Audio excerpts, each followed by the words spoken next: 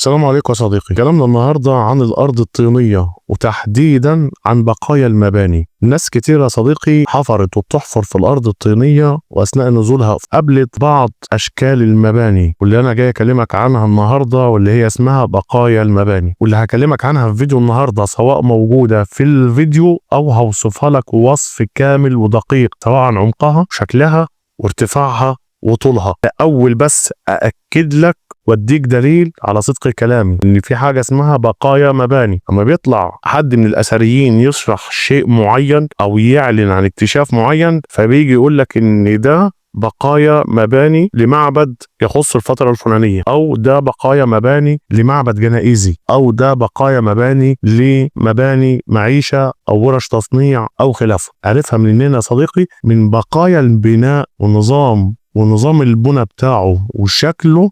الراجل عرف ان ده كان في الاصل كذا وده تبقى منه. صلى على النبي في التعليقات وتعالى اجيب لك الحكايه من الاول كلها. سواء صديقي قابلتها على وش الارض او على عمق يتعدى 3 متر، ودايما بتجيلك في الاعماق دي كتل مصمطه من الطوب الاحمر او طوب احمر مبني او مرصوص فوق بعضه خلف خلاف. دايما ارتفاعه بيجي من 20 سم، اقصى ارتفاع ليه 90 سم، طوله بيبقى نص متر، اقصى طول متر ونص، واللي حضرتك بيقول لك عليها المصطبه، وان الباب تحت المصطبه. تيجي تنزل حضرتك، ده دليل اهو. تيجي حضرتك تنزل تلاقي المباني انتهت معاك، تلاقي تربه اتغيرت معاك، تحولت لرمل صافي او طينه مرمله رملها اكتر من طينتها. سواء لقيت الرمل او الطينه دي منديه او فيها ميه او خرجت عليك ميه، او حتى لو ما طلعتش عليك الميه، فده تسمى يا صديقي بقايا مباني وتخص المعيشه.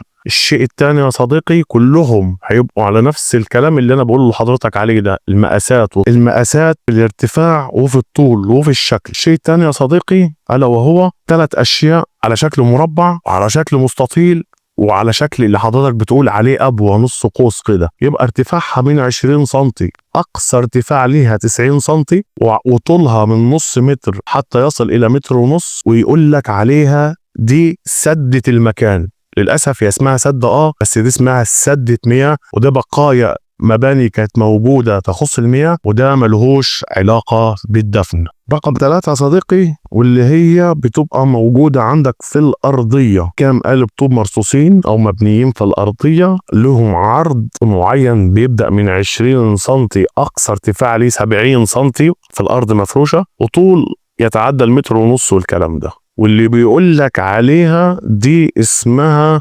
مشاية المكان. للأسف ده بقايا مباني كانت موجودة برضه تخص المية. حتى لو جه قال لك روح شرقها أو غربها أو شمالها أو جنوبها، فعلا ممكن تلاقي قنوات مياه اللي انت حضرتك بتسميها الممرات، وده كله يندرج تحت المية يا ابن عمي. وطبعا يا صديقي لما بتنزل في الارض انت وبتلاقي الاشكال دي موجودة، وتيجي تلاقيها في وسط الطينة كده، لا بتلاقي حواليها مباني ولا بتلاقي حواليها اي شيء، وتيجي تكسر ورا منها زي ما بقول لك ان دي سدة المكان، فانت بتكسر عشان تخش بقى دخلة المكان والكلام ده. تيجي تلاقي في ظهرها قلبين طوب، شوية شقف، شوية فحم، طينة سودة، طينة مش عارف ايه، طينة بتشوك كده. فيجي يقول لك بص هو دي دلال المكان وهو دي مش عارف ايه. او بيجي في شكل تاني اللي هو جدار ارتفاعه من 20 سم لاقصى ارتفاع 90 سم، ممكن يبقى ممتد معاك في الاجنام مثلا لمتر ولا مترين، فيجي يقول لك ده جدار المكان او ده جدار المقبره. ده يا صديقي بقايا مباني، بدليل انك لما بتنزل جنب الجدار ده بتلاقي طوب كتير قوي حواليه واقع. ده كان مبنى استخدم في شيء قبل كده، وده بقايا او تهدم، وده بقايا ملوش علاقه لا بجدار مقبره ولا بجدار اي شيء.